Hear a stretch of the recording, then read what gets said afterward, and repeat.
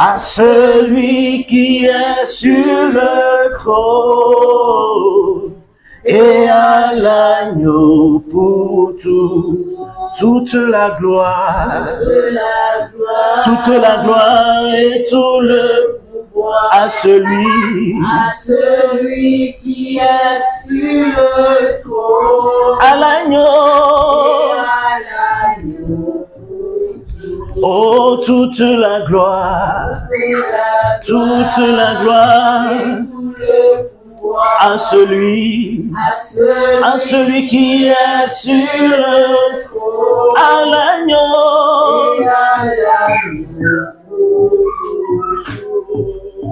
Oh, saint, saint, saint est l'Éternel. Chaque jour, il est le même. Sa bonté, sa fidélité pour nous demeure éternellement. Oh, saint, saint, saint, saint, saint est. Oh, chaque jour, oh, sa bonté, oh, et sa fidélité pour nous demeure éternellement. Oh, saint, saint, saint est l'Éternel. Chaque jour, il est le même. Sa bonté, sa fidélité pour nous demeure éternelle. Aïe, saint, saint, saint. Oh, chaque jour, aujourd'hui encore, oh, sa bonté, sa fidélité pour nous demeure éternellement. Moi je louerai Jésus-Christ. Oh, moi je louerai Jésus-Christ. Aïe, moi je louerai Jésus-Christ. Oh, moi je louerai Jésus-Christ.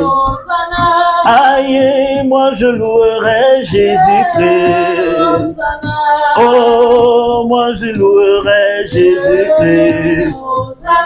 Oh, pour tout ce qu'il a fait pour moi. Aïe, je ne peux que le louer. Quand je vois sa bonté dans ma vie. Oh, je ne peux que l'adorer. Quand je vois comment il m'a protégé. Oh, je ne peux que dire merci. Aïe, Hosanna. Alléluia, Hosanna.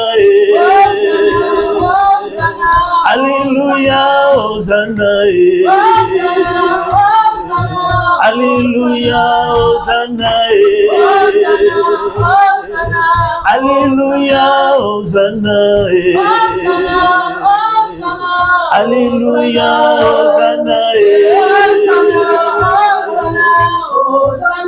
Quand je regarde dans toute ma famille, je ne peux que louer Jésus. Oh, il nous a préservés. Oh, il a pris soin de nous. Depuis le début de ce mois, j'ai vu sa bonté dans ma vie. Quand j'étais tombé, c'est lui qui me relève. Oh, la nuit, c'est lui qui protège. Je chante Hosanna. Alléluia, Hosanna. Alléluia, Hosanna. Alléluia, Hosanna. Est-ce qu'avec tes mots, tu peux dire merci au Seigneur ce matin? Est-ce qu'avec tes mots, tu peux le louer, tu peux lui rendre grâce? Est-ce que tu peux célébrer celui qui vit et règne à jamais? Celui qui te connaît mieux que toi-même? Celui qui n'attend pas que tu demandes pour qu'il te donne, mais qui s'est donné entièrement pour être ton tout. Est-ce que tu peux lever ta voix et lui dire merci parce qu'il te préserve, parce qu'il te protège? Vous savez, nous sommes maîtres de dire merci à Dieu parce que nous avons vu des gens qui sont accidentés et nous pensons qu'il nous protège. Tu n'as pas besoin de voir les gens qui meurent pour savoir que c'est lui qui te donne la vie. Tu n'as pas besoin de voir les gens qui souffrent pour comprendre qu'il veille sur toi. Tu n'as pas besoin d'être dans le danger pour comprendre. En fait, le Seigneur te préserve même des dangers qui ne vont jamais arriver. Mais il prend soin dans les moindres détails. En fait, on dit qu'il compte même les cheveux sur notre tête. Voilà à quel niveau le Seigneur prend soin de toi. Rien ne lui échappe. Je suis sûr que même toi-même, tu ne connais pas le nombre des cheveux sur ta tête. Mais celui qui prend soin de toi dans les moindres détails, il connaît les cheveux qui sont... Il connaît le nombre des cheveux de ta tête.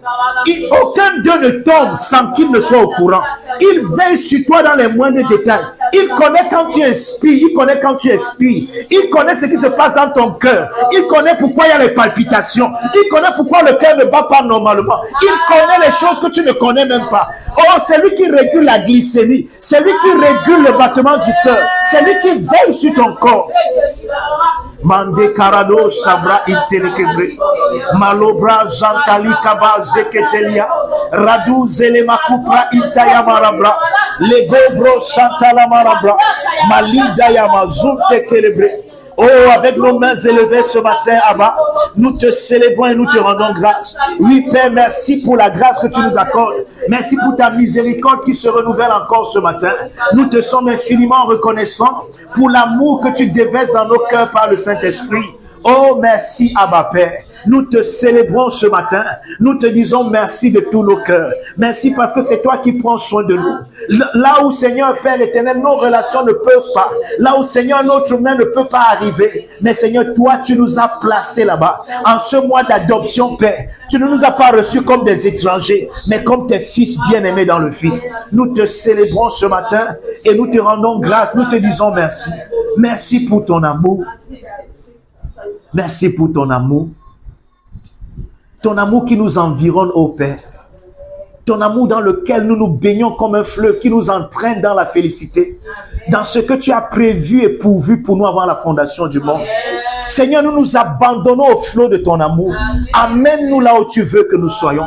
Entraîne-nous, Seigneur. Nous ne manifestons aucune résistance à l'amour de Dieu. Nous n'essayons même pas de nous débattre. Seigneur, nous nous noyons dans le fleuve de cet amour qui nous amène là où tu veux que nous soyons. Merci pour ton amour, Seigneur. Toi qui nous as aimés avant même la fondation du monde. Toi qui nous connaissais quand nous n'étions même pas encore formés dans le sein de nos mamans. Père, comment ne pas te rendre grâce? Comment ne pas te rendre grâce, Seigneur?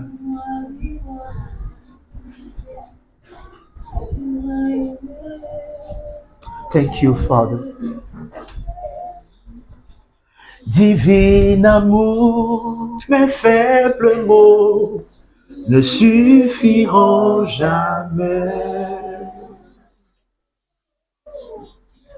pour dire aux hommes combien tu es parfait. Car en moi le torrent de ton esprit d'amour jaillit. Divin amour, reçois l'offrande de tous les saints du monde. Et que les anges se mettent avec les anges pour célébrer ta gloire et proclamer ton nom. Jésus. Que les hommes se mettent avec les anges pour célébrer ta gloire et proclamer ton nom. Nous disons que tu es saint, et que tu es encore saint. Tu es le Dieu, Seigneur, qui prend soin de nous dans les moindres détails. Nous te recommandons, Seigneur, l'homélie de ce matin. Nous voulons parler de la thèse du Fils au Père. Le message peut paraître grandiose, il peut paraître même compliqué. Mais je prie ce matin afin que tu me donnes un langage adéquat pour communiquer avec ce peuple qui est au-devant de moi. Afin, Seigneur Père éternel, que par la sortie de ta parole, qu'il soit transformé. qu'elle les éclaire et que par ta lumière, Seigneur, nous puissions voir la lumière ce matin. Merci parce que ta parole sort pour édifier, encourager et pour bâtir. Je déclare ce matin, Seigneur, que l'atmosphère est adéquate pour recevoir ce message. Merci Seigneur parce que tu me donnes, ô Père éternel, la grâce de la dispensation afin que je dise exactement ce que je dois dire et qu'au-delà des mots, ton esprit souffle dans le cœur de cet auditoire. Seigneur, pour être béni, pour être édifié et encouragé, au nom merveilleux de Jésus. Amen. Amen. Amen. Amen. Aide-moi à dire à quelqu'un, j'honore le glorieux Christ en toi. J'honore le glorieux Christ en toi. Dites à Thomas qu'il est plus beau que la dernière fois que vous l'avez vu. Dites à maman Muriel qu'elle est plus belle que la dernière fois que vous l'avez vue. Toujours frais. Dites à maman Fando qu'elle est plus belle que la dernière fois que vous êtes vue. Aidez-moi à dire à Alès qu'elle est plus belle que la dernière fois que vous l'avez vue. Aidez-moi à dire à Jackie qu'elle est plus belle que la dernière fois que vous l'avez vue. À Monsieur Mongo, à Monsieur Sommet, à Chouchou. Et aidez-moi également à dire à ceux qui sont en ligne qui sont plus beaux que la dernière fois que vous les avez vus. Vous êtes plus beau et plus belle que la dernière fois.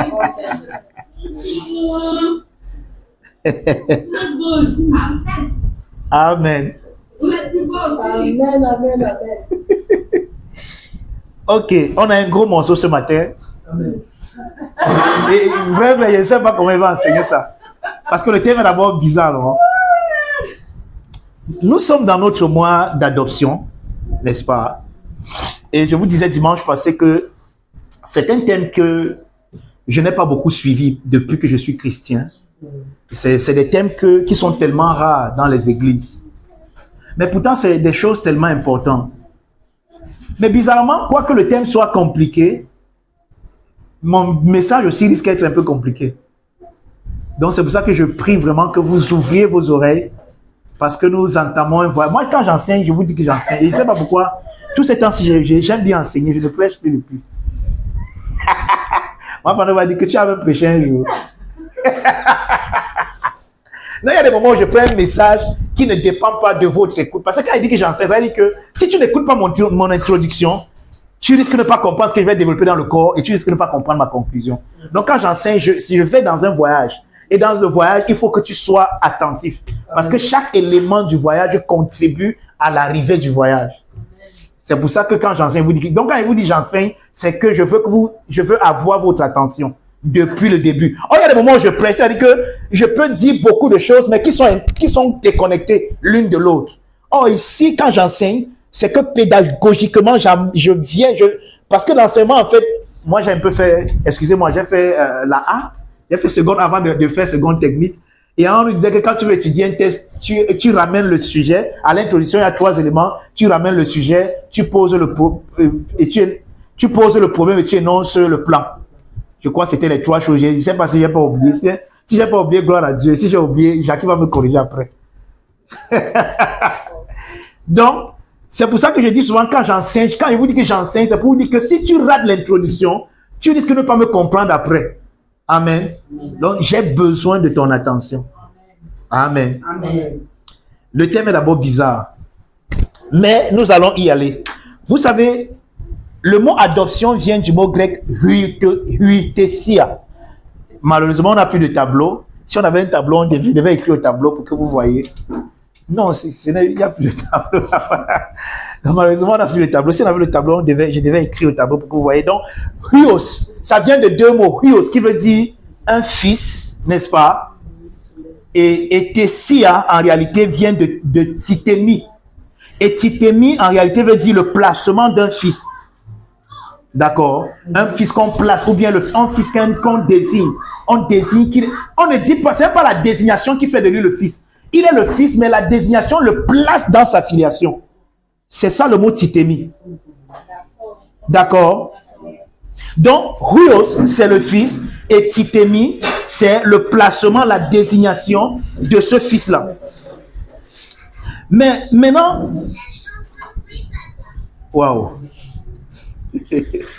Donc, nous comprenons donc que l'adoption concerne le placement du fils en tant qu'héritier dans son héritage. C'est ça l'adoption. N'est-ce pas? C'est le placement du fils. C'est-à-dire qu'il est déjà fils, mais tant qu'il n'est pas placé comme fils, il ne peut pas jouir de son héritage. C'est pour ça que l'apôtre Paul dit dans Galates, qu'on va lire même tout à l'heure, que aussi longtemps que l'héritier demeure un épouse, un enfant, il ne diffère pas de l'esclave, mais il est soumis à des tuteurs jusqu'au temps marqué par le père. Le temps marqué par le père, là, c'est le temps de l'adoption, c'est le hutosia.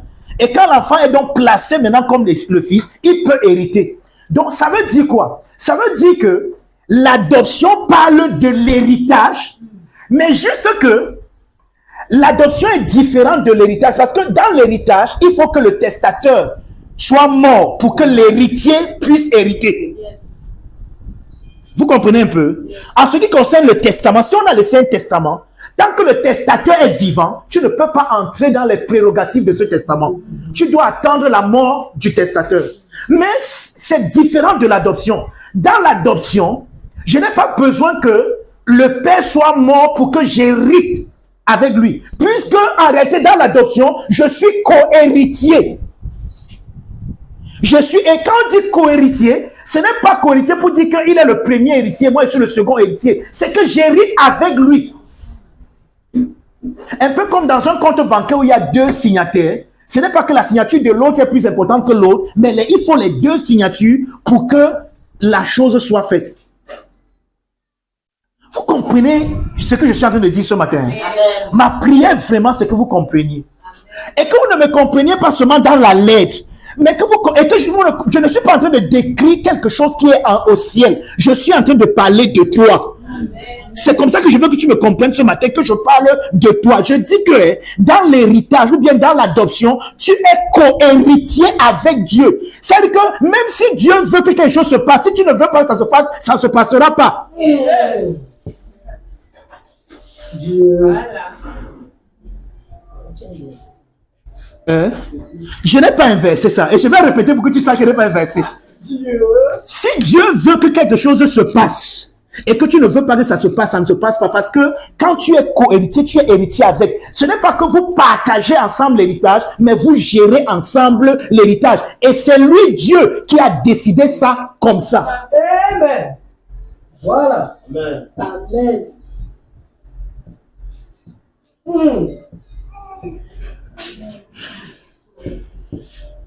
Oui, je sais. C'est pour ça que je vais me calmer parce que c'est un enseignement. Il faut que vous compreniez, que vous digériez ça. Bien aimé, vous dire la vérité. Nous ne savons pas qui nous sommes. Nous ne savons pas qui est Dieu. On nous a dit tellement de balivernes et de mensonges sur Dieu. C'est pour ça que un père de l'église, en fait, McDonald a dit ceci. McDonald a dit que les âmes bonnes, juste un jour, seront horrifiées de ce qu'elles ont cru sur Dieu. Et plus je médite sur ce que Christ a fait pour nous et sur le niveau où nous sommes même de la compréhension de cela, je me rends maintenant compte de ce que Christ disait que quand il reviendra, il y aura des pleurs et des grincements dedans. Bien-aimé, nous souffrons, Joe. Si ça peut te choquer, c'est que si ça peut être un choc thérapie pour toi ce matin et t'amener à méditer sur qui tu es, vraiment, je vais encore te le dire, nous souffrons, Joe.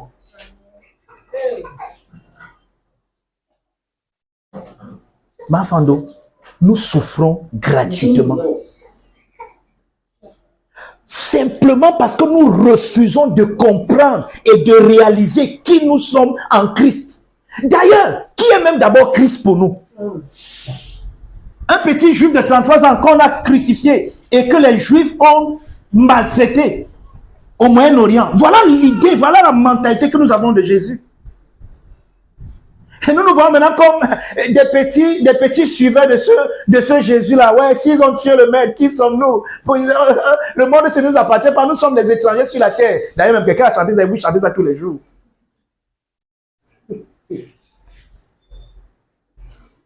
Quelqu'un vient dans votre domaine, il vous convainc que vous êtes des étrangers. Regardez, arrêtez d'envoyer le feu sur Satan.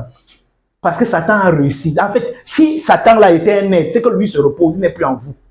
Il a installé en vous des programmes. C'est maintenant les programmes là qui agissent en vous. Lui-même, il est lui loin. S'il était comme ça, c'était même ça. C'est qu'il vous a dit, en fait, il n'a plus besoin d'être là. Il n'a plus besoin de vous posséder. Ce que vous possédez, vous possédez déjà très bien. Il vous éloigne de votre héritage. Frère, je vous dis la vérité que quand tu médites sur ce que Jésus a fait pour nous, tu te rends compte qu'en réalité, il y aura des pleurs et des grincements dedans à la manifestation du Fils. Vrai? Parce que, Pasteur Franck, nous n'avons même pas encore commencé à gratter. C'est-à-dire que, je ne dis même pas qu'on a même déjà pris les pelles pour fouiller et prendre ça. On n'a même pas encore commencé à gratter même à la surface. Ce que Christ a fait de nous, pour nous et en nous. Même pas. Amen. Ouais, quand il dit maintenant que nous sommes co-héritiers, ça dit que même Dieu même ne peut plus jouir de cet héritage sans nous. Tu me regardes que, maman me dit que, donc tu n'as pas déformé, tu n'as pas confondu. Il n'a pas confondu, c'est ça. Regardez, je vais vous dire quelque chose. Et c'est ce que nous refusons de comprendre de Dieu. Dieu, dans son être, n'a pas besoin de nous pour être Dieu. Vous comprenez? Dieu est Dieu, il n'a pas besoin de toi. Mais le Dieu qui n'a pas besoin de toi là a décidé en lui-même, et c'est même ce que nous allons voir. C'est ça que nous appelons la thèse du Fils. Dieu a pris une décision, un arrêté divin, qu'il ne peut plus être Dieu sans Karine Fando. Tu sais ce que ça veut dire? Ça veut dire que si Dieu ne réussit pas à te sauver, il n'est pas Dieu. Et quand je parle de te sauver, il ne dit pas te délivrer du péché, parce que c'est pas ça le salut. Le salut, c'est que tu dois jouir de la nature divine en Dieu. Si Dieu ne réussit pas à faire ça, il ne t'a pas sauvé. Et s'il ne t'a pas sauvé, il n'est pas Dieu, parce qu'il ne peut plus jouir de qui il est. Parce que dès l'instant où il t'a inclus dans ce qu'on appelle son projet et son plan, il ne peut plus faire sans toi. Aïe, aïe, aïe.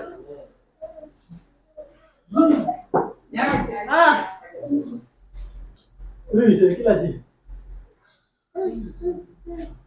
Ouais, vous êtes prêts pour l'adoption? Vous êtes sûr que vous êtes prêts pour l'adoption ce matin? Nous sommes prêts. Ils sont prêts. Oh, bah.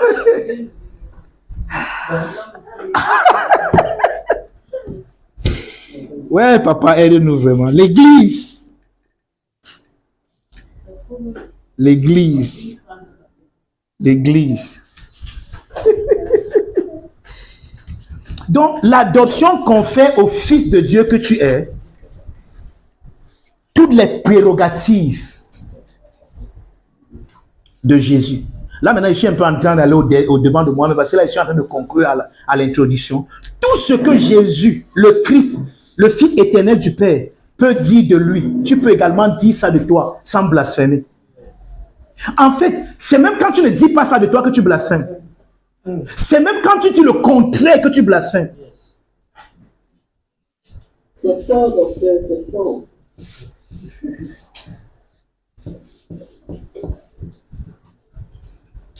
Tout ce que j'ai... C'est pour ça que, si vous vous souvenez, quand on était à Bonassama, on avait un séminaire un jour et j'ai pris le livre de l'Apocalypse au chapitre 1. Jean décrit le Fils. Il dit que ses cheveux étaient noirs comme la neige, il était... Et j'ai demandé à mon auditoire ce jour-là que tout ce que Jean décrit là, tu peux dire ça de toi et tu n'es pas en train de mentir. Ouais, non. J'aime ça juste. Hein? J'aime ça. Là, juste.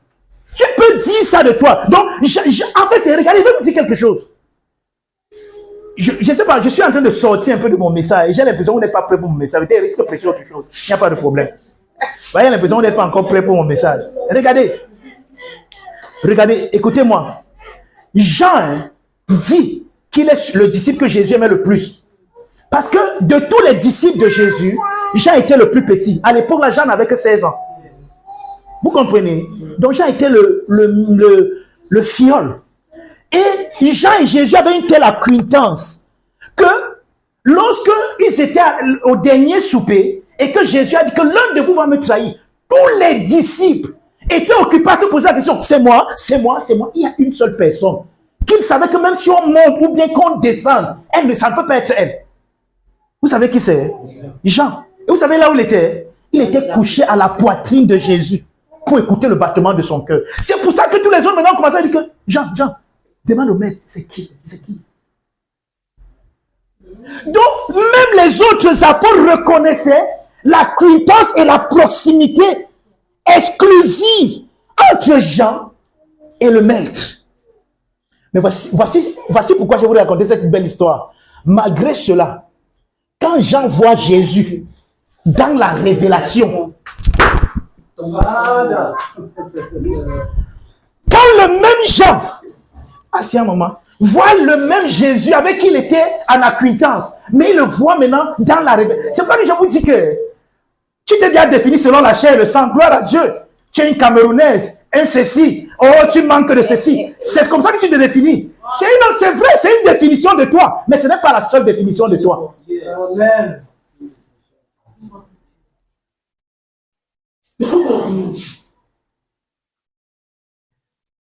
Jean a vu le même Jésus, mais cette fois-ci, Jésus dans sa gloire.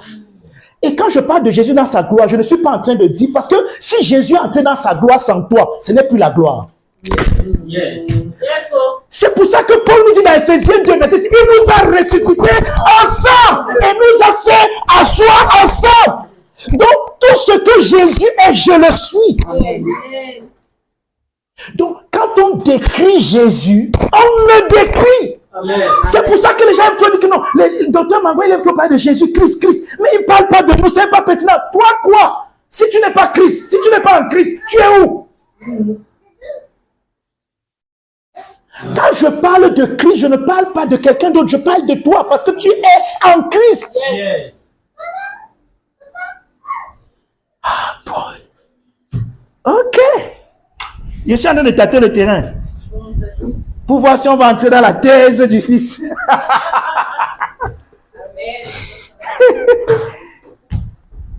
Je sais que si Maman Daniel était en présentiel, c'est que c'est déjà sorti depuis. Oh boy. Maintenant, la pertinence du thème de ce mois bien-aimé, c'est quoi? C'est que tout ce que tu es en Christ, ou alors tout ce que tu as pensé que tu étais en Christ, et que tu n'as pas pu voir, dont tu n'as pas pu jouir, le mois de l'adoption te place dans la jouissance de ton héritage et de tes prérogatives, de tes privilèges en Christ. Amen. Donc je peux dire à quelqu'un ce mois-ci que cette chose-là qui a tellement duré et qui a amoindri l'image que tu donnais de Dieu, ou bien l'image que les autres avaient de ton Dieu, cette chose qui a fait qu'on puisse même un peu se moquer de toi et de ton Dieu, ou quand on te met avec Dieu, on peut même mettre en adéquation une certaine honte, ou bien quoi que ce soit de péjoratif. Tout cela est ôté ce mois par la compréhension que tu as de ton adoption. Amen. Voilà la pertinence de ce mois. C'est que quand le Fils est entré dans le huitosia, non, ce n'est plus la titrologie. Il n'est plus seulement le Fils. Et que ici maintenant, ce n'est plus que c'est le Fils du Père. Non, ici maintenant, le Fils, c'est lui qui parle. C'est lui qui décide. C'est lui qui donne des décrets. C'est lui qui dit. Et toute la création écoute. Yes. Donc, si tu avais une manière de parler, nous sommes venus accompagner sur la terre. Oh, nous sommes les derniers sur la terre. Pardon, change ton langage ce mois. Amen. Parce que les anges ont prêté les oreilles. Amen. Dès qu'on a déclaré que ça, c'est le mois de huitosia, les anges ont dit que, ok, enfin, les huios. Puisque, en fait, c'est le cri de leur cœur depuis. C'est le cri du cœur de la création. La création soupire, attend la révélation des fils. Et ce mois-ci, au centre du Christ, les fils vont se dévoiler. Même si tu n'as même pas venu.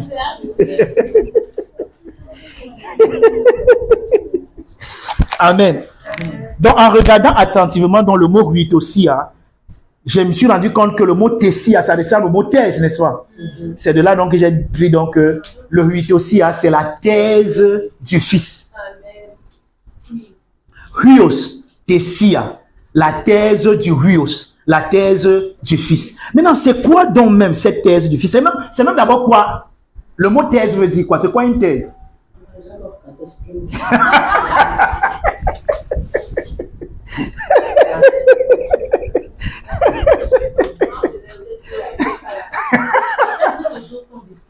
Voilà, la thèse c'est quelque chose qu'on défend, qu'on soutient même, c'est des opinions, c'est une idée qu'on défend et dans un document bien établi. En fait, quand vous allez faire les études supérieures, généralement à partir du master et du doctorat, je tiens à vous annoncer que je viens d'avoir mon doctorat. Amen.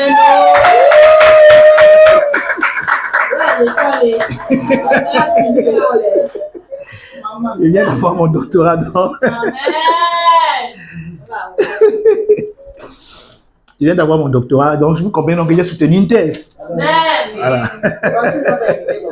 Non, il n'y avait pas d'invitation. En fait, je fréquentais dans une école qui n'est pas au Cameroun. On m'a juste envoyé mon diplôme. Amen. Amen. Donc, le mot thèse, c'est comme ça se définit, c'est une proposition ou bien une opinion que quelqu'un soutient ou bien que quelqu'un doit défendre. D'accord? Maintenant, quand nous parlons de la thèse du Fils, ça veut dire quoi? Qu'est-ce que nous entendons par le mot? Le mot thèse ici renvoie plus à une proclamation, à une affirmation officielle, à une déclaration structurée, un concept. Tout ce que le Fils éternel de Dieu proclame et affirme officiellement, être et avoir aujourd'hui, c'est toi. Amen. Tu es la thèse du Fils. Yes. Maintenant, je sais que jusqu'à présent, tu ne comprends pas encore. Tu es la thèse du Fils. Donc, tu es ce que le Fils défend et soutient. Et je vais t'expliquer comment et pourquoi.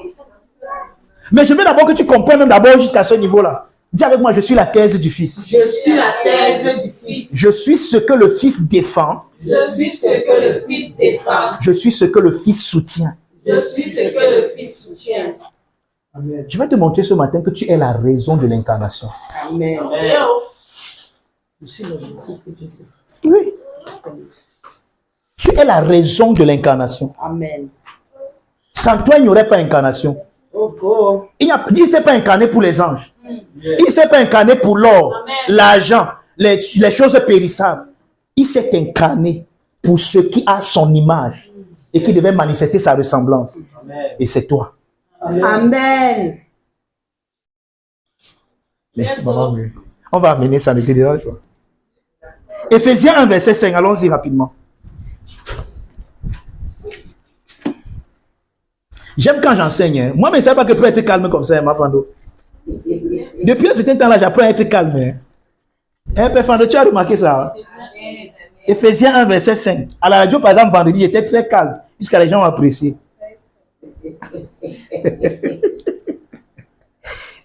Donc, je commence à maîtriser le feu. C'est le feu. Il y a le feu qui brûle à moi. Je n'étais rien, je n'avais rien, mais il m'a lavé avec son sang. Je ne peux pas me taire. Ne comprends pas que le docteur n'est pas très bien. Je ne peux pas me taire. Ce feu qui brûle en moi pour Dieu, je ne peux pas ignorer. Oh, je ne peux pas, les gars. C'est pas moi, c'est le sel. Et ça brûle aussi en toi. Amen. Éphésiens 1, verset 5, on y va. Éphésiens 1, verset 5. Oui, écoutez très bien. Nous ayant prédestinés dans son amour. C'est dans quoi? Il nous a prédestinés dans quoi? Dans son amour. Écoutez. Oui. À être ses enfants d'adoption par Jésus-Christ. Oui. Selon le bon plaisir de sa volonté. Ça va. Maintenant, si je lis seulement le verset 6 et qu'on ne le met pas, on ne l'encadre pas, vous risquez de ne pas comprendre. C'est pour ça qu'il faut qu'on lise à partir du verset 4. Il dit, béni soit Dieu, le Père de notre Seigneur Jésus-Christ, qui nous a bénis de toutes sortes de bénédictions spirituelles dans les lieux célestes en Christ. En lui c'est en qui? En Christ, non. Dieu nous a prédestinés pour que nous soyons ses enfants d'adoption selon le bon plaisir de sa volonté. Quand il dit qu'il nous a prédestinés, j'ai un peu regardé le mot prédestiné là. Quand vous lisez Acte 4, verset 28, on dit, le mot là est traduit là-bas. Voici Acte 4, verset 28 qui dit que pour faire tout ce que ta main et ton conseil avaient arrêté d'avance. Oh, le mot prédestiné ici, c'est le mot grec proorizo. Quelqu'un me comprend? Et proorizo veut dire arrêter d'avance. Parce que c'est le mot qui a été traduit. C'est comme ça que proorizo a été traduit ici dans Acte 4, verset 28. par ce que ton conseil avait arrêté d'avance. Je suis venu annoncer à quelqu'un qu'il n'y a pas de hasard dans ta vie. Amen. Amen. Bon, je vais parler comme les continentaux. Il n'y a pas l'hasard dans ta vie. Amen.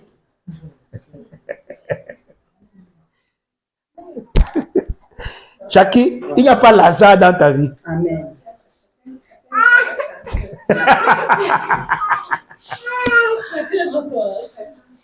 Il dit que Dieu nous a pro-orizo.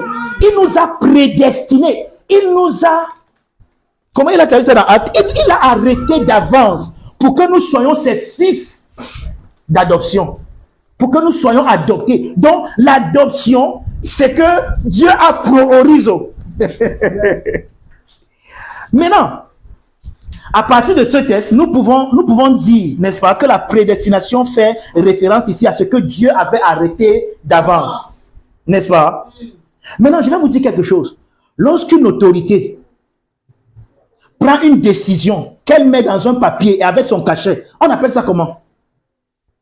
Quand une autorité, peut-être même une autorité administrative, prend une décision, on appelle ça un décret. On appelle encore ça un arrêté. N'est-ce pas? On appelle ça un arrêté, non?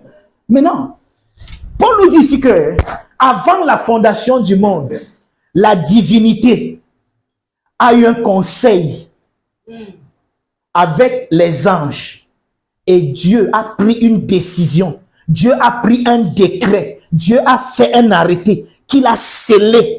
Yes. Et comme celui qui est plus grand ne peut jurer par rien d'autre que par lui-même, il a décidé en lui-même, à partir de cet arrêté, qu'il va t'adopter, non pas parce que tu es étranger, mais pour que tout ce qu'il est, tu sois également cela. Amen. Yes. C'est bon jusque-là? Hein? Amen. Hein? Amen. Donc, avant la fondation du monde, la divinité a eu un conseil. Le Père, le Fils et le Saint-Esprit, avec les anges qu'ils avaient créés, ils se sont assis dans le conseil divin et Dieu a décidé que, à partir de cet instant où je parle, je vais créer des êtres qui seront introduits dans ma vie afin de partager notre vie. Là, c'est Dieu qui parle, afin de partager notre vie avec nous. Et ces êtres seront créés. Tant que je ne fais pas cela, je ne suis pas Dieu. Dieu a mis son sceau là-dessus. Et c'est ça l'arrêté de Dieu. Amen. C'est ça le décret de Dieu. Amen. C'est ça le jugement de Dieu. Amen. C'est pour ça que dans Jean chapitre 5, on nous dit là-bas que Jésus parlait et il disait que le Père ne juge personne, mais il a remis tout jugement au Fils. Et c'est là où je veux maintenant en venir. Quand la divinité a donc pris cette décision dans le conseil divin, avant la fondation, donc avant que rien n'existe, il n'y avait encore rien, Dieu a décidé cela. Maintenant, Dieu a commencé à créer. Mais avant que Dieu ne crée, Dieu a pris ce décret, cette thèse, ce jugement, il a remis au Fils. Yes. Et il a dit au Fils que c'est toi qui es chargé de défendre cette thèse. Amen. Dans le système de Jésus. Oh, comment Jésus devait donc défendre cette thèse? En s'incarnant. Quand Jésus s'incarne, quand la parole s'incarne, quand le logo se fait chair, il vient justement pour manifester. C'est pour ça que dans Romains 10, dans Hébreux 10, à partir du verset 5, qu'est-ce qu'on dit? On dit que le Fils entrant dans le monde dit, tu n'as voulu ni sacrifice ni offrande. Tu n'as voulu ni ceci pour le pardon péché, mais tu m'as formé un corps. Alors je viens, oh Dieu, dans le rouleau du livre, il est question de moi. Je viens pour faire ta volonté. Ça veut dire quoi? Dieu ne t'a jamais créé pour que tu fasses sa volonté. Amen. J'aime bien quand tu me regardes comme ça, ma femme. Je sais. Je peux te poser une petite question. Tu crois que moi, je peux faire ta volonté? Réponds sincèrement. Tu crois que je peux faire ta volonté? La vraie réponse est non. Tu sais pourquoi? Parce que même si tu me révèles ce que tu veux, ce que tu me révèles n'est pas tout ce que tu veux. Il y a plus que ce que tu veux dans ce que tu dis que tu veux. Donc, si Dieu nous a créés pour accomplir sa volonté, il devait y échouer depuis le début parce que nous ne connaissons pas. Personne n'a jamais vu le Père. Personne ne connaît Dieu. Si tu ne connais pas Dieu, tu vas faire sa volonté comment? Seul celui qui est de Dieu et en Dieu connaît ce que Dieu veut et peut accomplir ce que Dieu veut. Donc la mission de l'accomplissement de la volonté de Dieu n'a jamais été notre mission. Ça a toujours été celle du Fils qui devait s'incarner. Mais malheureusement, nous on a cru que c'était notre mission et on a essayé, on a échoué. Quand il dit nous, vous comprenez, quand il dit nous, non, l'homme, avant que le Fils ne s'incarne, a essayé d'accomplir la volonté de Dieu, mais il n'a pas pu. Alors, quand le Fils entre dans le monde, il décline sa mission. Donc, quand Jésus s'incarne pour défendre une thèse. Et la thèse, c'est quoi? C'est que les hommes-ci, qui se sont éloignés de Dieu, qui ne connaissent pas Dieu, ont été créés pour vivre dans la connaissance de Dieu. Or, pourquoi c'est le Fils qui vient nous sauver? Parce que le Fils est ce que Dieu connaît de lui-même. D'accord? Et pourquoi? Et d'où se trouve notre péché? Nous avons perdu la connaissance de Dieu, qu'on appelle encore la doxa ou bien la gloire de Dieu. Qui pouvait nous restaurer dans la connaissance de Dieu? Le Fils. Si ce n'est ce que Dieu connaît de lui-même. Maintenant, après, tu as passé tout à l'heure, à partir de ce que je viens de dire, je vais te dire quelque chose. Que si tu n'es pas prêt, tu risques de pisser. Parce que ce sera du lourd. Mais je suis en train de t'y amener. Petit à petit. Amen. Pourquoi c'est calme en ligne comme ça? Et sans que j'ai perdu tous les gens qui sont en ligne. Nous sommes là, docteur, nous sommes là.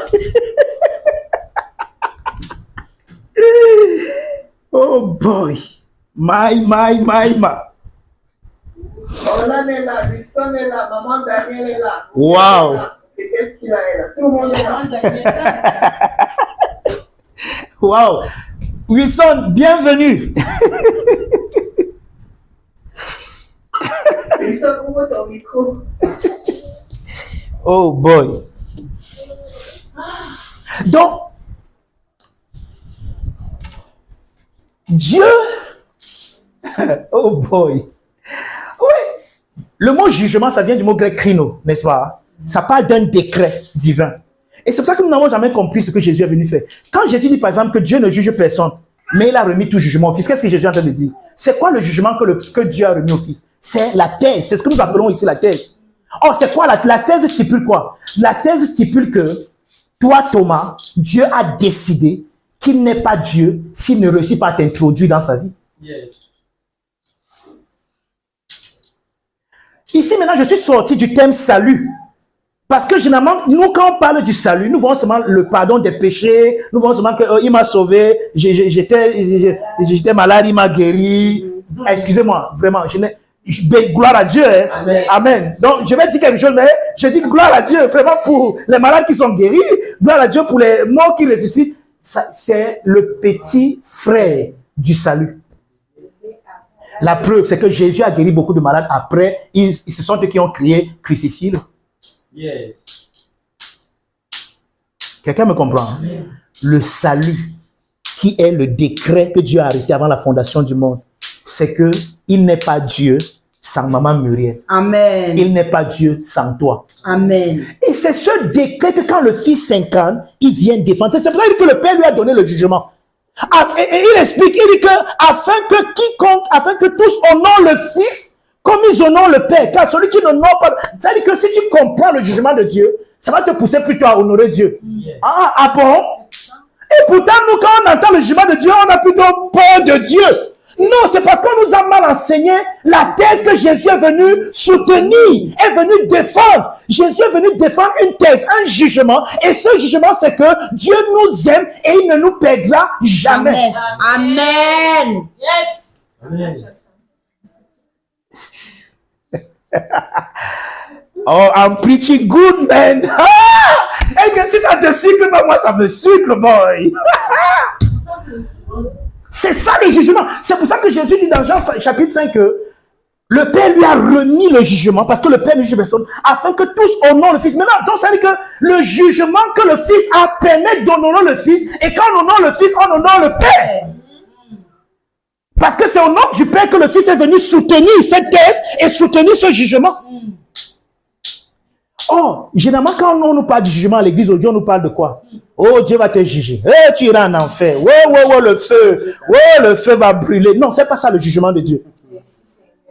Le jugement de Dieu, c'est la décision, c'est le décret que Dieu a pris avant que tu ne naisses. Et il n'y avait rien comme le péché en ce moment. Amen.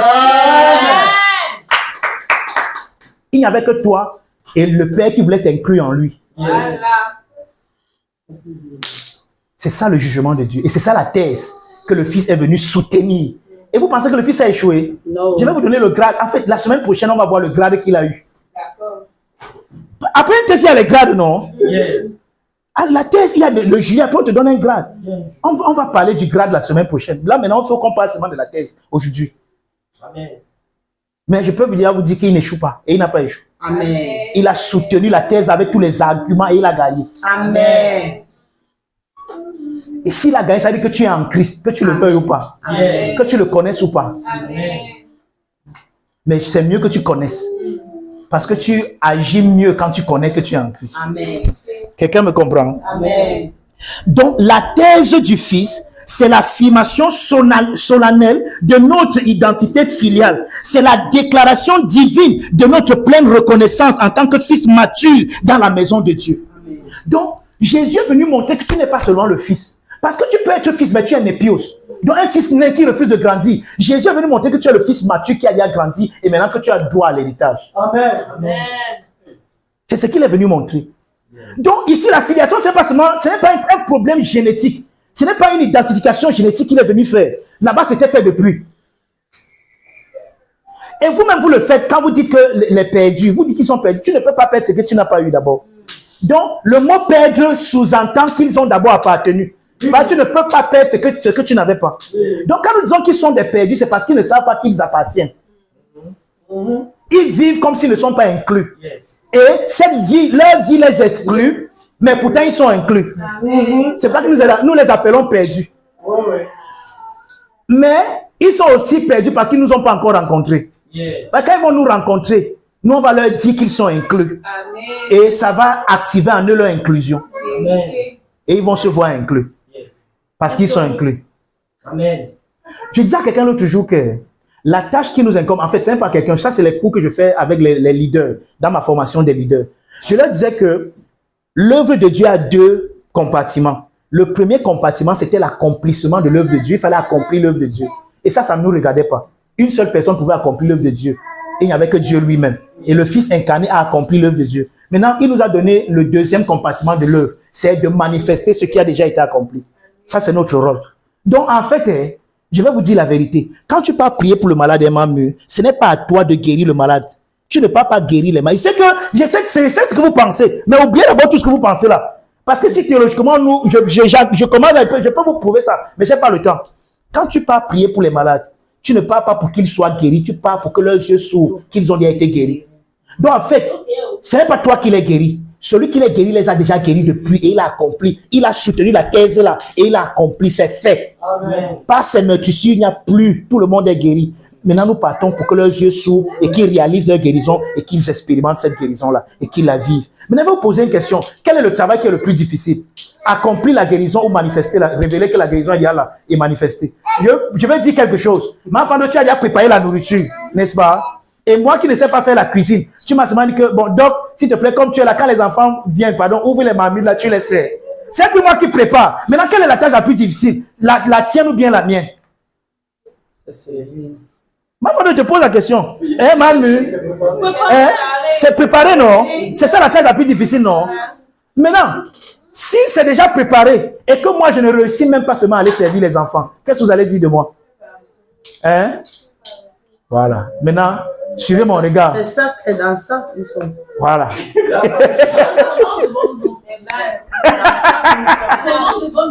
Ça, c'est un autre séminaire qu'on va faire.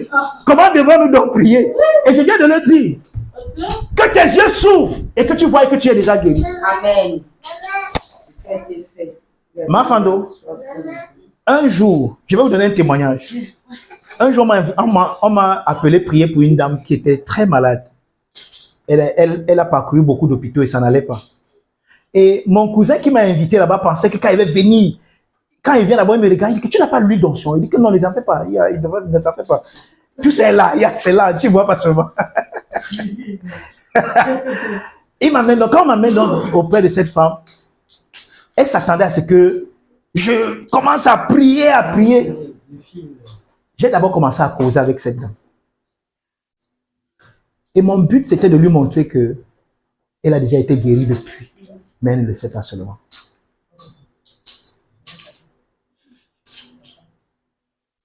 Je puis vous dire que et mon cousin qui m'avait amené là-bas, et tous ceux qui étaient là, attendaient la prière, ont été très déçus de mon intervention. Mais le témoignage qu'il y a eu, c'est que le lendemain, la situation de cette femme a commencé à s'améliorer. Amen. Maintenant, après ça, comme je n'ai pas fait ce qu'ils attendaient, ils ont continué plutôt ailleurs. Jusqu'aujourd'hui, je ne connais pas ce qui s'est passé. Mais je sais que ce que je dis là, c'est difficile à comprendre, mais c'est la vérité. Tous les gens sont déjà guéris. Amen. Je sais que ça paraît même paradoxal. Je me dis, mais donc, on a vu voir quelqu'un là-bas, il souffre. Donc, comment tu me dis qu'il est déjà guéri? Je suis désolé. Je vous ai expliqué au début de mon message qu'on peut te décrire comme vraiment ayant le pied enflé. C'est toi, hein? Mais ce n'est pas tout de toi, oh. Ce n'est pas tout de toi. Je vous ai dit ça au début, non? Regardez. Quand Jésus était crucifié, quand Jésus était crucifié, sincèrement, ça faisait pitié.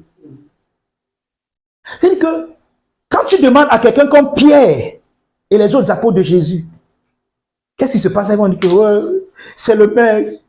Ils l'ont crucifié. Un gars gentil. Nous, on croyait même que c'est lui qui allait même nous sauver, qui allait même délivrer Israël. Maintenant, voilà, regarde ce qu'ils ont fait de lui. Maintenant, nous, on va faire comment? Mais quand Paul, qui dit que lui n'a pas connu Jésus selon la chair, mais qu'il a connu Jésus selon la révélation, quand Paul décrit la même scène, Paul t'étonne.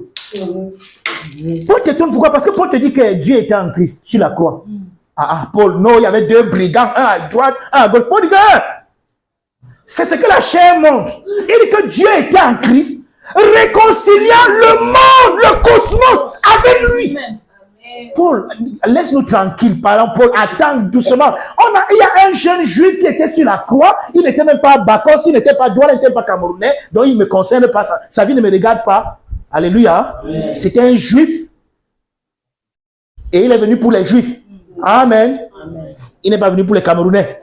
Donc sa vie ne me concerne pas, ça ne me regarde pas. Paul dit que jamais, Paul dit que jamais. Il dit que pendant que vous voyez un jeune garçon de 33 ans crucifié, il fallait avoir une autre vision. Il dit que Dieu était en Christ. Le monde entier était là. Donc Paul dit que c'était le rendez-vous cosmique qui avait lieu à cet endroit. Alléluia. Mais je vous dis que pendant que les gens étaient en train d'avoir un rendez-vous cosmique, les gens qui étaient là, qui ne voyaient pas le rendez-vous cosmique, se moquaient de celui qui était en train de mourir. Ouais, ayo, le petit gars, si, ayo, Amari, on parle à nous, on dit que, ouais, Amari, ayo, pour moi, mon ango, ate, ouais, Dilango est mort, ouais, Amari, c'est un bébé, Asia, Banbala, ouais, les enfants d'aujourd'hui, les enfants d'aujourd'hui, avec le gros cœur, sur le Messie, Messie, alors maintenant.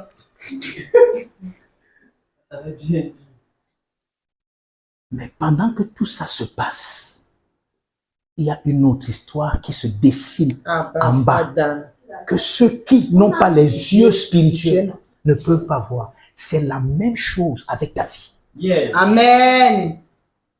Pendant que tu vis comme une femme naturelle, je suis Madame Fando, l'épouse de Monsieur Fando. Pendant que tu vis cette vie naturelle, la mère de Nanatan et de Keira, pendant que tu vis cette vie qui paraît bien naturelle, en bas, il y a un événement spirituel qui a lieu. Que si Dieu ouvre tes yeux, ce que tu appelles naturel là, tu ne verrais plus ça juste naturel. Quelqu'un me comprend? Amen. Il y a un homme de Dieu qu'on appelle Justin Paul Abraham. Il a écrit un livre, Beyond Human, au-delà de l'humain. Il dit que c'est ce que nous sommes en Christ.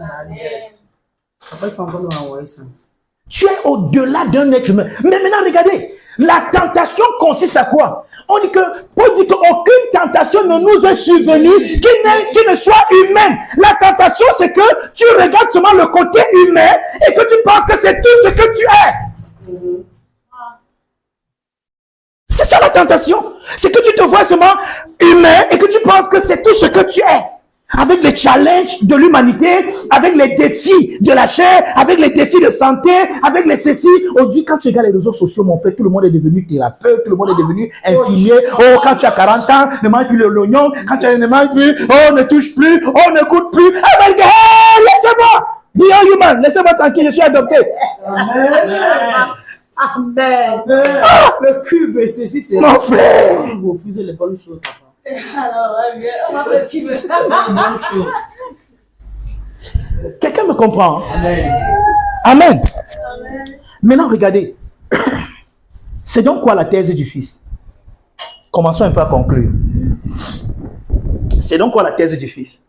La thèse du Fils, c'est que par son incarnation, Jésus est venu révéler le fait que ces hommes qui ne savaient pas qu'ils sont en Dieu, qui sont en Dieu, sont en Dieu. C'est pour ça qu'il a dit que, vous avez appris qu'il a été dit, mais moi je vous dis, il est venu un peu comme détruire le système religieux qui défocalisait l'homme à ne pas voir qu'il est en Dieu. Un jour même, Jésus causait avec les pharisiens et il leur a dit, avant que le Père fût, je suis.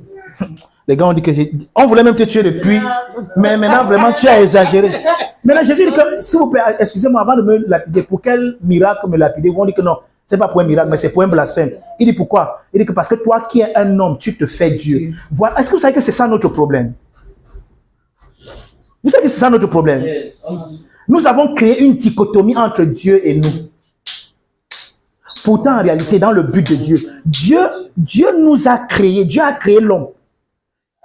C'est pas moi qui le dis, c'est le psaume 8 qui le dit, n'est-ce pas? Qu'est-ce que l'homme? Tu l'as fait de peu inférieur à Elohim.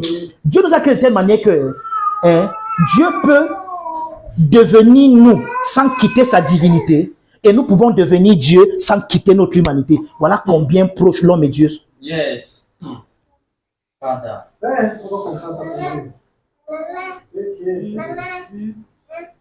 Vous comprenez? Yes. Mais nous, voici notre problème, c'est que nous avons créé une dichotomie entre Dieu et l'homme, de telle sorte que quand un homme donc veut dire qu'il est Dieu, attends, je vais vous poser une question. Si Nathan dit aujourd'hui que je suis un fantôme, vous allez le lapider parce qu'il a dit qu'il blasphème.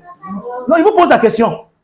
Non. Attendez, si Nathan vient aujourd'hui dire que moi je suis fantôme, il dit que hey, viens petit, viens, en fait, tu es fou, tu es qui?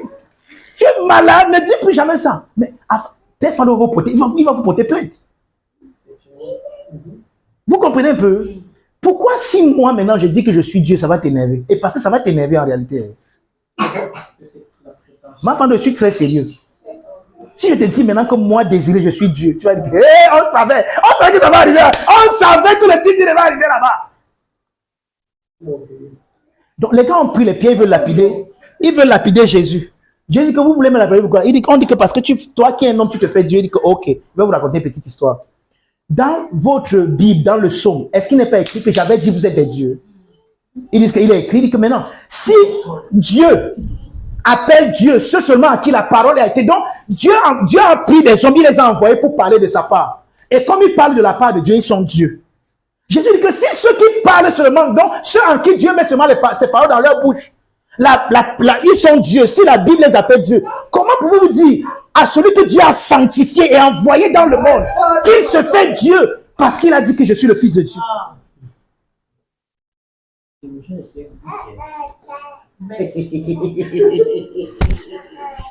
Donc, bien aimé, la thèse que Jésus est venu défendre, la voici. C'est que là où tu es là, tu es inclus en Dieu plus que tu ne peux imaginer. Amen. C'est ça la thèse du Fils. La thèse du Fils, c'est que le Père t'a accueilli dans le Fils. Maintenant, cet accueil, ce n'est pas qu'il t'a accueilli momentanément. Ce n'est pas que tu ne lui appartenais pas et puis maintenant tu étais un étranger qui l'a accueilli. Non. C'est que tu es exactement tout ce que Dieu est. Et je dis que je te prépare à te dire quelque chose tout à l'heure qui risque de t'énerver. Et j'ai dit tout à l'heure que tu risques de pisser. Et je suis sérieux. Prépare-toi. Je vais te dire quelque chose tout à l'heure. Et je suis en train d'arriver là-bas.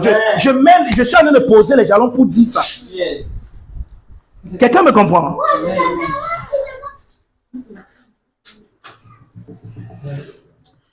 Donc, quand le Fils s'incarne, il vit une vie ordinaire, comme tous ceux qui y sont inclus. Mais dans cette vie ordinaire que Jésus a vécue, il est venu révéler la thèse du Père. Il faut que je fasse vite. Je dois partir, je dois finir. Vous savez que vous ne me donnez que quelques petites minutes ici. Je n'ai même pas une heure pour enseigner ici. Pourtant, j'ai tellement de choses à enseigner. Maintenant, voici ce que je veux dire. Dans Matthieu, en fait, quand Jésus s'incarne donc, il vient, n'est-ce pas? Il est venu pour défendre une thèse. Mais vous savez qu'on ne peut pas défendre une thèse comme ça. Tu ne te lèves pas pour défendre une thèse. Il faut faire les recherches. Et il faut que le temps soit adéquat. Et ce n'est pas toi qui fixes le temps. C'est l'école dans laquelle tu fréquentes qui fixe le temps. On dit qu'aujourd'hui, il y a les soutenances des thèses tel jour. Et toi, tu dois seulement être prêt pour venir soutenir ta thèse. Donc, quand Jésus est venu, il est bien sûr venu pour soutenir la thèse. Mais il y avait un temps. Or, quel est le moment adéquat où maintenant le temps est arrivé pour lui de soutenir la thèse? C'est lorsqu'il sort du baptême de Jean et que la voix se fait entendre. Celui-ci est mon fils bien-aimé en qui j'ai mis toute mon affection. Dès cet instant, le Père dit au fils que, ok, n'oublie pas que tu n'es pas venu juste vivre une vie ordinaire. Tu es venu ici pour défendre une thèse. Voici le temps maintenant que le monde sache que tu es là pour défendre la thèse. Que tu es là pour manifester le fait qu'ils sont inclus en moi. Dès cet instant, Jésus a commencé à enseigner. Quel est le but de son enseignement? Pour défendre la thèse. Et c'était quoi la thèse du Fils? C'est que toi et l'humanité tout entière, nous sommes inclus dans le Père. Amen. Et Père Fando, pour la première fois, la création a vu un fils mature. Parce que jusque-là, c'est la création qui était supposée servir l'homme, mais c'est l'homme qui servait maintenant la création à cause de la chute d'Adam. Mais pour la première fois, la création a vu un homme qui amène la création au but pour lequel la création a été créée, c'est-à-dire servir le Fils. C'est pour ça qu'il parle aux arbres, il parle à la tempête, il parle à tout. Je suis en train de vous montrer que c'est ça le fils mature. Le fils mature n'est pas victime de son environnement parce que son environnement était fait pour lui et non pas lui pour l'environnement. Alors c'est lui qui, quand la maison est sale, c'est moi qui la lave. Ou bien Jackie, ou il ne sait pas moi. Quelqu'un me comprend? Ce n'est pas la maison qui... Imaginez, vous voyez, si un jour vous trouvez la maison en train de me laver. Vous riez. Mais pourtant, spirituellement, c'est ce que nous faisons avec la création. Au lieu que c'est nous qui dirigeons la création et qui nous disions ce qu'elle doit faire pour qu'elle participe à notre liberté en tant qu'enfant de Dieu. Mais nous sommes venus à la création et que bien aimé, nous sommes... tu sais, ça va voler. Après, on dit à la création, tu nous amènes aujourd'hui, la terre, si on met le maïs, tu vas même produire. Ce n'est pas à la terre de te dire, ça va produire le maïs. C'est toi qui dis à la terre que j'ai mis le maïs, tu produis. Amen. Vous n'êtes pas encore prêt pour la filiation divine. Vous n'êtes pas encore prêt pour l'adoption. Regardez, c'est ça l'adoption. L'adoption, hein, c'est le Fils qui manifeste sa filiation dans la création. Et pour la première fois, la création a vu un Fils. Un jour, ses disciples sont partis avec la barque. Et lui, il est resté prier, chasser la foule. Quand il a fini, il était en train de marcher. Il est arrivé dans l'eau, il ne savait pas comment il va faire. Il a dit que d'ailleurs, je suis un fils, non. Oh, tu sais ce que tu dois faire maintenant. Maintenant, le principe de la poussée d'Archimède. Allez, tu t'arrêtes. Moi, je dois retrouver. Les voilà, ils sont même en danger. Mais gens que j'aime sont en danger, il doit les retrouver. Il a commencé à marcher. Il a dit que oui, chef. Il a commencé à le soutenir. C'est ça le Fils. Amen. Maintenant, je vais un peu vous choquer. L'apôtre Paul nous dit que tout ce qui est écrit dans les récits juifs, dont dans l'Ancien Testament, n'était que l'ombre des choses à venir. Même dans l'Ancien Testament, il y a un Josué qui était le serviteur de Moïse, qui un jour était en train de faire une bataille. Et le peuple qu'il combattait, c'est un peuple qui a été fort dans la nuit, qui avait des techniques nocturnes. Or, lui, il savait ça. Et ils étaient bien en train de gagner. Mais si la nuit tombait, le peuple là devait s'échapper. Vous savez ce que Josué a fait? Il n'a jamais vu ça nulle part. Mais l'esprit du Fils en lui a dit que le soleil, ça a été créé pour moi et pas moi pour le soleil. Il dit, soleil, arrête-toi sous Gabaon. Et le soleil a suspendu sa course. Yes, Father. Je vous pose une question. Quand vous lisez des choses comme ça, vous pensez que c'est écrit dans la Bible. Vous voyez, attendez, c'est vrai que je vous dis souvent. Je causais avec quelqu'un, il dit que parfois, nous croyons que la Bible, c'est une affabulation. Vous croyez que c'est des histoires de bonne aventure, c'est des affabulations? Non, c'est des choses qui sont arrivées. Et pourquoi ça a été écrit pour nous aider? Pour notre instruction. Yes, Father. Non, docteur, tu vas comprendre vraiment. Je voulais bien venir, mais il pleuvait. Arrête la pluie. Voilà. Comment, donc, comment, n'exagérez pas.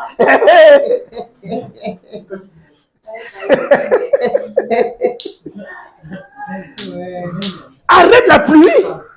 Eh, mamie. C'est ça, papa. Ce qui est bien, c'est que ce ne sont pas seulement les histoires bibliques, parce que contemporainement, on a des gens qui vivent ces choses. Je connais l'histoire d'un homme de Dieu, je crois bien que c'est Pasteur Chris, si je ne me trompe pas. Il roulait avec sa voiture. Vous savez, il y a les axes lourds là-bas, ce n'est pas les axes, c'est pas vos axes lourds. Vos axes légers, vous appelez lourds ici, c'est vraiment des axes lourds. Il roulait et subitement, il a eu panne sèche. Et il y avait peut-être la prochaine station de carburant est à 100 ou 200 km. Il n'y a pas moyen pour lui d'avoir le carburant là où il est. Qu'est-ce qu'il a fait? Il allait parler il a ouvert le... Comment vous appelez l'endroit là? Le réservoir. Il a dit au nom puissant de Jésus, je vais arriver à la prochaine station. Il a fermé, il a démarré la voiture. Jusqu'à la prochaine station, il a remis le carburant, il est parti.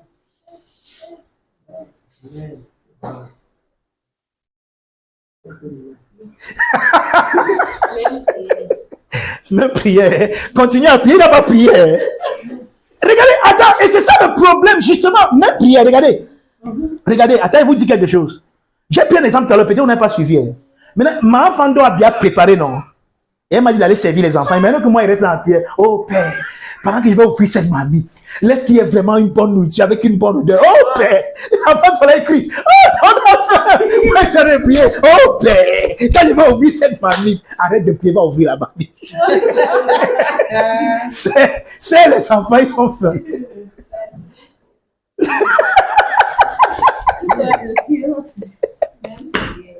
Oh boy! Vous comprenez ce que j'ai dit? On prie trop, même pour ce qu'il ne faut pas prier. Va agir. Amen. Ma femme va ouvrir la marmite, tu donnes la nourriture aux enfants. Oh Père, vraiment, il te bénit parce que tu es le pourvoyeur. Tu es Jéhovah Jireh, celui qui donne la nourriture à ceux qui ont faim. Les enfants ont faim, donne la nourriture bien préparée. C'est bon, papa. Tu pries quoi? Va prendre, ouvre la marmite, donne ça les enfants. Agissons. Ne prions pas seulement, agissons. C'est vraiment un défi, papa. C'est vraiment un défi. Voici la bombe. Je la dépose et je m'en vais. Je vous prépare pour ça. Je ne sais pas si vous êtes prêts, mais je vais la déposer. Et on va exposer ça. Je la dépose parce qu'on va exposer ça la semaine prochaine. N'oubliez pas que c'est la Pâque. Dimanche prochain, c'est la Pâque, n'est-ce pas? Maintenant, regardez. Voici combien puissant est l'adoption. Le Fils est la connaissance éternelle de Dieu. N'est-ce pas? C'est-à-dire que le Fils, c'est ce que Dieu connaît de lui-même. Hein? Se tient devant lui comme son logos, comme sa logique. Éternellement. C'est ça le Fils, hein, maman Muriel? Quand le Fils est incarné pour soutenir la thèse là, hein, et comme c'était toi qui étais concerné dans la thèse, quand ce que Dieu connaît de lui-même aujourd'hui, d'accord, qui est son Fils, ne peut pas t'exclure, mais t'inclut. Maintenant, voici la bombe. Je ne suis pas en train de dire qu'il y a ce que Dieu connaît de lui-même et toi. Voilà comment nous avons compris ça. C'est que il y a le logos de Dieu et nous à côté du logos de Dieu. À partir de l'instant où le Fils est venu soutenir la thèse, il est devenu l'un d'entre nous, Emmanuel. Dieu avec nous, parmi nous, comme l'un d'entre nous.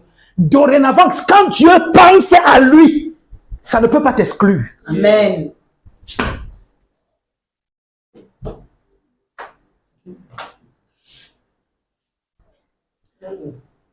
Vous n'avez pas compris. C'est pour ça que vous n'avez pas compris. Je vais encore. Je ne sais pas s'il faut expliquer ça autrement.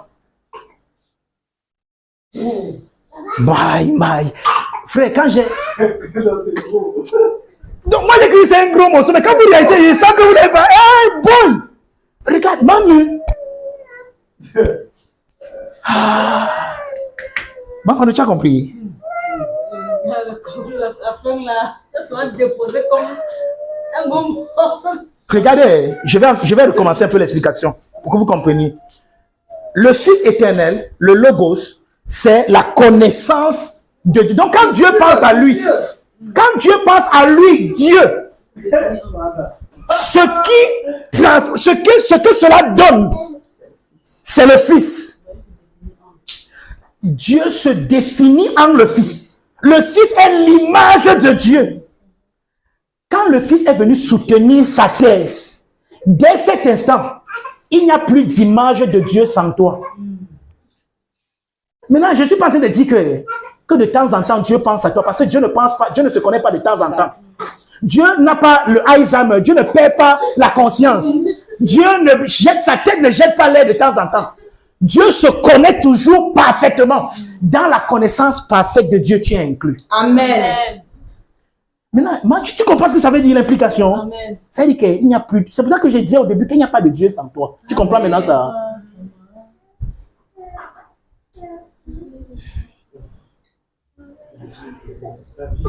Maintenant, hein, quand tu dis je suis malade, tu dis pas de qui? Dieu est malade. Hein? Que Dieu, parce qu'en fait, si tu es devenu ce que Dieu connaît de lui-même, si Dieu ne peut pas être malade, tu ne peux pas être malade. Yes. Si Dieu est incorruptible, tu es incorruptible. Si Dieu est éternel, en fait, tout ce que Dieu est, tu es. Amen. Pas de temps en temps. Pas quand tu viens à l'église. Permanemment, parfaitement, complètement comme Dieu. Amen. C'est ça l'adoption, moi. C'est ça la thèse que le Fils est venu soutenir. Le Fils est venu te montrer que tout ce qu'il dit de lui, comme il dit là que mon Père. Donc tu peux aussi taper la poitrine, tu peux aussi taper la main sur la poitrine que mon Père, mon Père. Maintenant, je vais vous dire quelque chose. Le problème, c'est que la religion nous a fait trop de mal. Je vous explique. Quand quelqu'un est seulement le fils du ministre dans ce petit pays ici, que vous appelez le continent, on ne respire pas. Mais toi, tu es le fils de quelqu'un qui est plus que le ministre. Mais tu penses que ton père et toi, votre filiation s'arrête à l'église. Et pour toi, l'église, c'est la maison de Doc, là où vous venez chaque dimanche.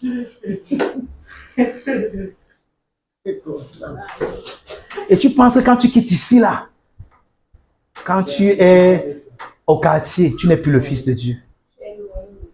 Oui, là maintenant tu es loin de Dieu. Vous comprenez ce que j'ai dit? Regardez, bien aimé. Si vous avez, quand moi, je prépare le message ici, quand j'ai reçu ce que je viens de vous dire là, je me suis d'abord levé seul. J'ai commencé à courir. J'ai crié ici. Je me suis dit que, hey! Ça m'a fait. Mais je suis étonné que vous réagissez. J'ai eu sincèrement, moi j'ai eu peur de vous dire ça. Mais je suis étonné que vous réagissez comme ça parce que j'ai dit que, moi, je vais encore dire ça. On finit avec ça. Quand Dieu, ce que Dieu connaît de lui-même aujourd'hui, je vais un peu dire comme Père Manu, j'ai dit. Ce que Dieu connaît de lui-même n'est pas créé. Parce que Dieu n'est pas créé. Amen. Je m'arrête là, on part. Oh, dimanche. Aïe, Dimanche, on va continuer.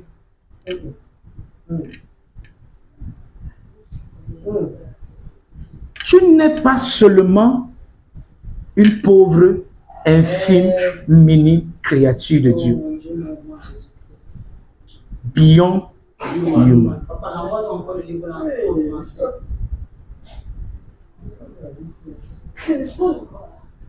Beyond human.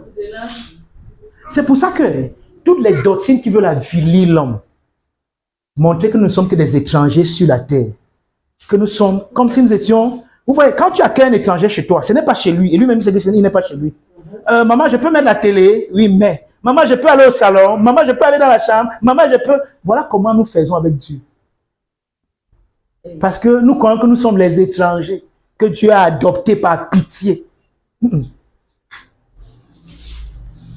Par cette mentalité, sans nous en rendre compte, ma femme, nous insultons Dieu.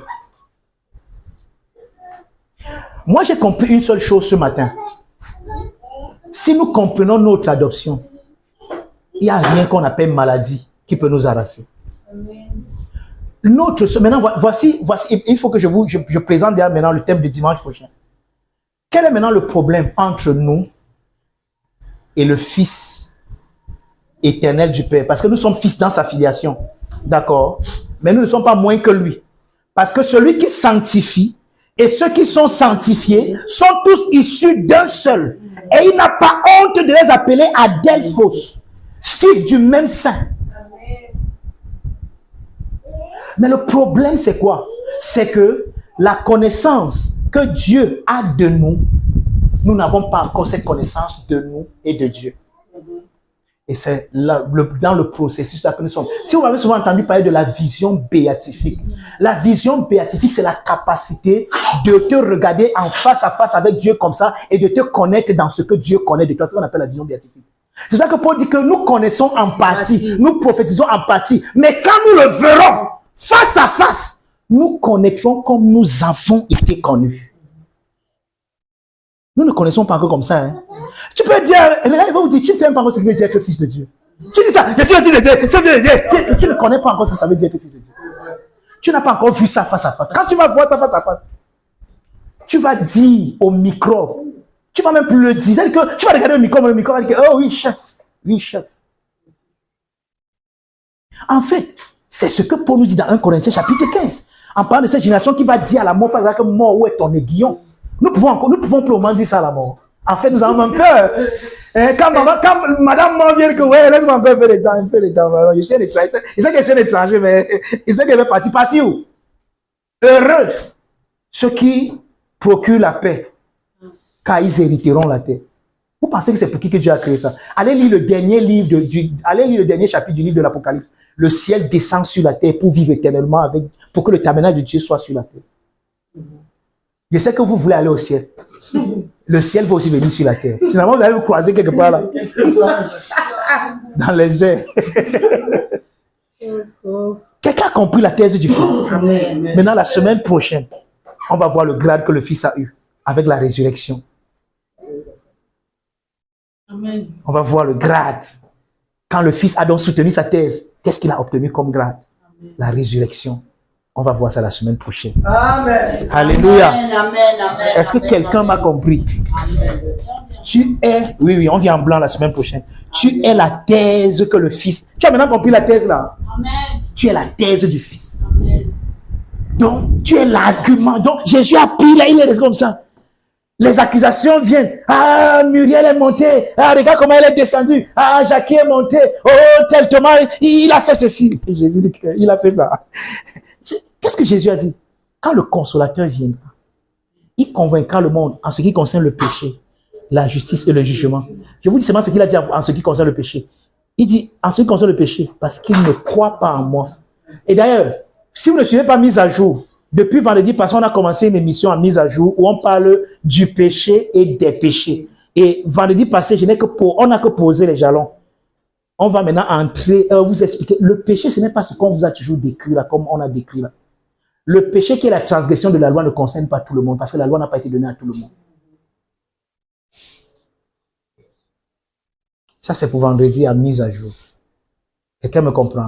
Bien aimé, nous sommes héritiers de tout ce que Dieu est et de tout ce que Dieu a. C'est ce que je veux que tu comprennes ce soir. Tu n'as pas le droit de te voir moins que ça. Tu n'as pas le droit de te définir moins que ça. Tu es l'héritier de tout ce que Dieu a. Et il n'y a rien que Dieu a créé qui n'a pas créé pour toi. Il n'y a rien que Dieu a créé qui ne porte pas ton ADN. Tu peux mettre ton pied, ton empreinte sur toute la création et dire ça m'appartient. Amen. Amen. Mais parce que nous n'avons pas compris l'adoption. Nous vivons sur la terre comme si nous étions des étrangers sur cette terre. Sur cette terre. Je ne veux même pas savoir qui chante. Ça ne m'intéresse pas. Tout ce que je sais, c'est que sa théorie n'est pas bonne. Et je sais que, je sais que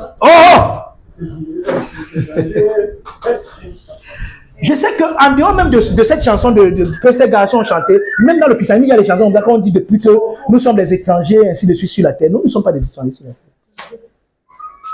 Le monde-ci a été créé pour nous. Et c'est pour ça que la création soupire dont elle veut voir ses fils.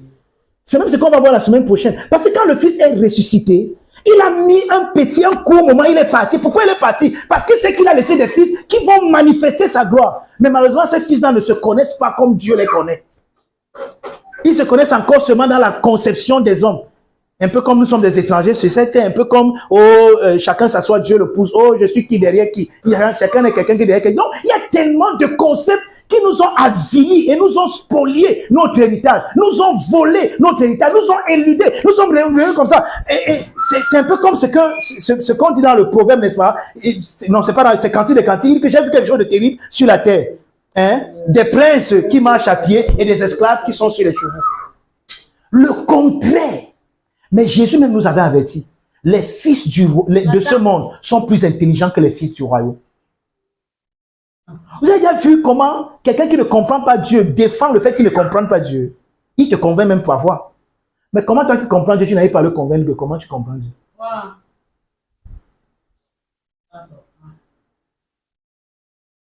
Si Jésus a défendu la thèse, et c'est nous la thèse qu'il a défendue, c'est pour que nous, en retour, on se place dans cette thèse qu'il a défendue et qu'on dise, je suis la thèse du Fils.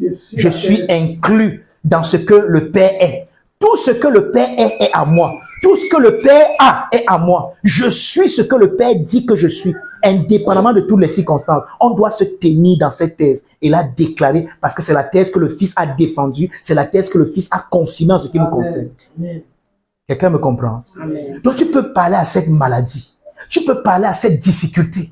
Tu peux parler à cette chose qui veut avilir, qui veut voler la gloire, l'opinion de Dieu. Et chaque fois que tu regardes ça, tu dis, est-ce que je suis même vraiment ce que Dieu dit que je suis? Tu peux parler à cette chose et dire, écoute-moi bien, je suis la thèse que le Fils est venu défendre. Et il a défendu avec maestria cette thèse. Je me tiens dans sa défense pour dire que je suis, moi-ci, désiré, ce que Dieu dit que je suis. Dieu n'a pas dit que je suis malade, je ne suis pas malade. Dieu n'a pas dit que je suis faible, je ne suis pas faible. Dieu n'a pas dit que je suis apeuré, je ne suis pas apeuré. Je déclare que tout ce que le Père a, son incorruptibilité, sa grâce, son amour, sont révélés et manifestés en moi. Tu dois être capable de parler comme ça tous les jours. Défendre la thèse qui a déjà été défendue. Te tenir sur cette thèse. Quelqu'un me comprend? Lève-toi et tu commences donc à te tenir maintenant sur la thèse. Je veux que tu te tiennes sur cette thèse. Que tu parles à tous ceux qui essayent de te convaincre du contraire. Que tu parles à tous ceux qui essayent de te dire que tu n'es pas ce que Dieu dit. Je suis venu te dire que tu es la thèse de Dieu. Le Fils a défendu cette thèse. Il a dit que tu es déjà guéri. Il a dit que tout ce qu'il est. On dit qu'il a dépouillé les principautés, les autorités. Il a mis tout sous ses pieds. En lui soumettant toutes choses, il n'a rien laissé qui ne lui fût soumis. Tout lui est soumis. Les maladies, les animosités, tout est soumis au Fils. Tout est soumis à toi. C'est la thèse qu'il a défendue. Tu es réconcilié avec Dieu. Tu es uni avec le Père éternellement. Quand le Père se connaît, ce qu'il connaît de lui-même, c'est toi. Tu es inclus dans la connaissance exacte du Père. Tu ne peux pas être malade. Tu ne peux pas être affaibli. Tu ne peux pas être amoindri. Tu ne peux pas être dans le monde. Quand il est le Dieu tout suffisant, quand il est le Dieu omnipotent, tu ne peux pas. Tu ne peux pas. Bien-aimé, tiens-toi sur cette thèse et déclare ton héritage et déclare ce que tu es. Réclame cela ce matin. Tu es béni de toute bénédiction. Tu es réconcilié. Tu es le propriétaire de toutes choses. Tu n'es déficient en rien. Rien ne te manque. Oh, Dieu t'a donné tout ce qu'il est. Il a partagé avec toi sa gloire. Il a partagé avec toi son règne. Mazonte karia daba, zekete, mazonta libra intelia, rada zereba zupra intayaba, remo santa kitaya, rado zebra intayama mama, rado zekarabrashi, roba zanta kada, rade kataya marabra, remo sontolo bro, maleka takabra, rabro zontolo morobro, mazinta kabra. Oh, je suis la thèse que le Fils a défendue. Je suis la thèse que le Fils a défendue. Je suis la thèse que le Fils a défendue. Je suis uni avec le Père, réconcilié avec lui, réconcilié avec lui. Je suis la thèse que le Fils a défendue. Je suis la thèse que le Fils a défendue. Merci Père, merci Père, merci Père, merci Père. Je suis uni éternellement à toi. Ton incorruptibilité, oh ta clairvoyance, la connaissance que tu as de toi, Seigneur, m'inclut désormais. Je suis le Fils dans le Fils. Je me connais dans ta lumière. Ta lumière m'illumine. Il n'y a pas les ténèbres en moi. Il n'y a pas les ténèbres dans ma famille. Il n'y a pas les ténèbres dans mon monde. Je déclare ce matin, la maladie est vaincue. La mort est vaincue. La mort est vaincue. Je déclare ce matin, je manifeste l'incorruptibilité. Je manifeste l'incorruptibilité. Je règne avec Christ dans son règne. Je suis assis avec lui dans les lieux célestes, au-dessus de toutes choses. Je règne sur tout. Rien, Père, ne domine sur moi. Rien ne domine sur moi. Aucune créature, aucune chose créée ne domine sur moi. Je suis héritier de Dieu.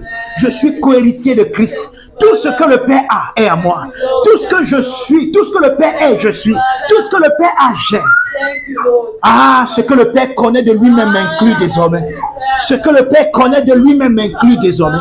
Je suis inclus dans la divinité en Christ Jésus, mon Seigneur. Alléluia. Oh, glory. Je déclare que tout ce qui a essayé d'avilir l'opinion de Dieu dans ta vie est détruit au nom de Jésus. Parce que le Fils a défendu cette thèse. Tout ce qui essaie de contredire la thèse que le Fils a défendue dans ta vie est détruit au nom de Jésus. Amen. Je déclare que tu es assis avec Christ dans les lieux célestes, au-dessus de tout. Rien n'est au-dessus de toi, mais tu es au-dessus de tout. J'ai dit rien n'est au-dessus de toi, tu es au-dessus de tout. Tu gouvernes sur tout. Tu règnes sur tout. Tu mets ton pied sur toute chose. La création t'écoute. La création t'obéit. Quand tu parles, les anges obéissent. Quand tu parles, la création obéit. Merci Père. Oh, nous te rendons grâce ce matin. Dis avec moi, je suis la thèse que le Fils a défendue. Je suis désormais inclus dans la divinité. Il n'y a plus de Dieu sans moi. Il n'y a plus de moi sans Dieu. En Christ Jésus, je suis le Fils bien-aimé du Père. La connaissance exacte du Père. L'image du Père. Pour manifester son caractère et son règne sur la terre. Amen. Thank you, Father. Amen. Glory, glory, glory.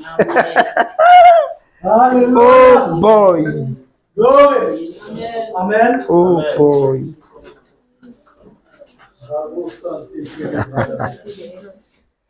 Amen.